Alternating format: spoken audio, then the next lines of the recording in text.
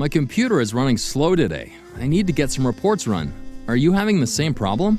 That's why I came over. I got tired of watching the hourglass spinning. I think I'll give the help desk a call to see what's going on. Hey Steve, we are having performance issues on our computers up here. What gives? You're the fifth person to call me. I haven't tracked down the problem yet. I may need to reset the servers. Come on! How long will it take? I needed these reports run. I'm not sure. I'll have to get back to you. Now that was really painful. We need something to let us know before this happens again. Let's ask the professor if he has any ideas. Let me tell you about Genius Advanced Monitoring. It's a proactive service by GSI. It's a collection of health and performance modules that continuously measure vital areas of the system stack.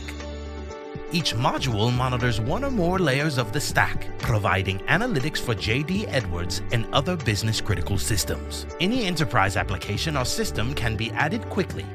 Alerts are configured to give advanced warning of any anomalies, which are then acted upon by our expert staff before any problems impact production. Alerts are received on the Monitoring Center dashboard. Problems can range from hardware bottlenecks to application response times.